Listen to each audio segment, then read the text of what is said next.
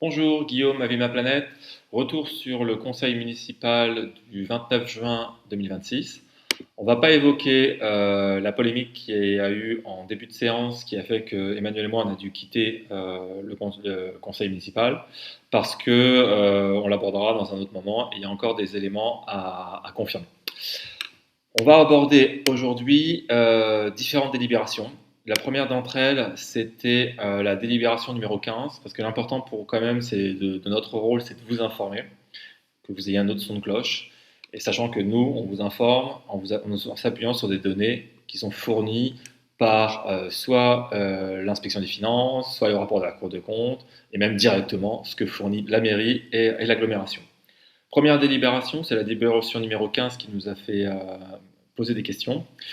Et en fait, on va vous expliquer la logique. Donc la délibération numéro 15 implique de voter pour le fait que des équipements sportifs et des équipements culturels des villes de Fréjus et Saint-Raphaël, cette gestion de ces équipements soit donnée à l'agglomération, STRL Côte d'Azur Agglomération. Pourquoi? Alors là, ils expliquent des choses pour mutualiser, etc. En soi, on peut comprendre, mais la vraie raison derrière est la suivante.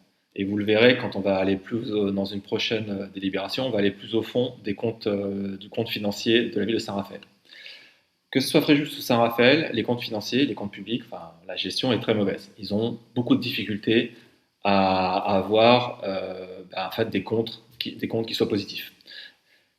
Et pour cela, pour éviter d'avoir encore plus des comptes négatifs, ils sont en train d'évacuer des postes de charge, comme les équipements culturels ou les équipements sportifs, qui coûtent plus que ce que ça rapporte. Donc typiquement, le stade Alain Châtaignier, ben voilà, ça coûte très cher à chaque année de charge, et ça rapporte pas beaucoup d'argent, enfin pas suffisamment d'argent pour compenser les charges. Donc en fait, l'idée, c'est de transférer ça sur l'agglomération. Et en fait, ce qu'on assiste là, c'est le jeu de Bonto. Typiquement, le principe, c'est de dire, et ça, c'est la stratégie de M. Masquelier, c'est de dire à Saint-Raphaël, je n'augmente pas les impôts. Ok. Et je ne veux pas augmenter les impôts, c'est pour ça que vous avez voté pour moi. Sauf que les comptes étant mauvais, ce que je vais faire, c'est que je vais retirer des charges qui sont trop importantes, le stade Alain Châtaignier, je vais l'envoyer à l'Estérel, à l'agglomération, et puis l'agglomération, dont je suis aussi président, mais pour les électeurs, c'est une autre histoire, l'agglomération, elle, va augmenter ses impôts. C'est ce qu'on a eu là. Donc typiquement, ça a été fait début juillet. C'est des malins, nos maires, nos maires de Naglo, c'est des malins. On voit qu'ils jouent bien au jeu de Bonto, et c'est, in fine, c'est le contribuable qui se fait arnaquer. Là-dessus, c'est nous qui nous faisons arnaquer.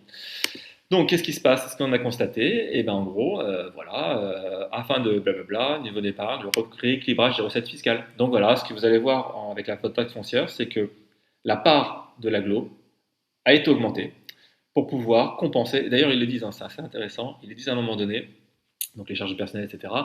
Mais aussi pour en fait prendre en compte les équipements publics et de nouveaux transferts de compétences. Voilà, d'où le stade nautique Alain Châtaignier. Donc je résume, la pensée du maire. Les comptes de la ville de Saint-Raphaël sont très mauvais. Je ne peux pas me dédire de ma promesse de ne pas avoir augmenté les impôts. Qu'est-ce que je fais? Je vais, comme je suis président de l'agglo, je vais augmenter les impôts de l'agglo, la taxe foncière. Je prends les éléments qui coûtent beaucoup de la ville de Saint-Raphaël et je les envoie à l'agglo. Mon discours, c'est de dire oh là là, l'agglo, c'est pas gentil. À Saint-Raphaël, cher Raphaëlois, tout va bien. Mais c'est une fausse idée, parce que ce soit un Raphaëlois, un Pugetois, un Fréjusien, on paye quand même cette taxe foncière. Donc ça, c'était la délibération numéro 15. La délibération numéro 39. Donc la délibération numéro 39, c'était la délibération sur le compte financier. Et en fait, on va vous montrer déjà que c'est quand même pas n'importe quoi. C'est quoi un compte financier? En fait, c'est l'arrêté des comptes de la ville de Saint-Raphaël qui est certifié par un comptable, donc Madame Corinne Husson, et après revérifié par un inspecteur. Donc, ce sont les chiffres officiels. Et c'est important de les avoir et on est obligé de les fournir avant le 30 juin. Donc là, on a plein d'informations, dont les informations qu'on vous recommande et qu'on a, si vous retournez sur notre site, vous verrez qu'on a fait ces analyses pour les années depuis 2022 et à chaque fois on utilise ce qu'on appelle les ratios. Et ces ratios sont hyper pertinents à étudier. En gros, vous avez 11 ratios et c'est important que vous les compreniez. La description, je vais vous faire des focus là pendant cette discussion sur certains points, mais l'important c'est que vous compreniez parce que finalement ils sont assez explicites. Ok, donc la situation financière de Saint-Raphaël révèle d'importants signaux d'alerte. C'était le texte qu'on allait lire pendant la délibération, si on était resté. Car, donc, la situation financière, important signaux d'alerte caractérisé par un effet de ciseau et un endettement préoccupant pour une commune de cette strate. Le point le plus alarmant réside dans l'asphyxie quasi totale de l'épargne. Le taux d'épargne brut s'établit à un niveau critique de 4,11% en 2025 contre 4,83% en 2024, alors que le seuil de sécurité nationale se situe à 10%. Pire encore, le taux d'épargne net s'enfonce à moins. Alors c'est tout petit, mais c'est bien un moins. Moins 5,09% en 2025.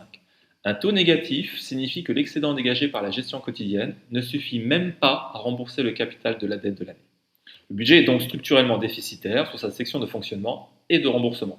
Conséquence directe, les ratios d'endettement atteignent la zone rouge. L'encours de la dette par habitant s'établit à 2040 euros, soit près du double de la moyenne nationale des villes comparables. Le ratio de capacité de désendettement, bien qu'en affichage à 23,2 ans en 2025, dépasse de très loin le seuil de vigilance maximale fixé à 12 ans. Cette impasse financière entrave la liberté d'action de la commune.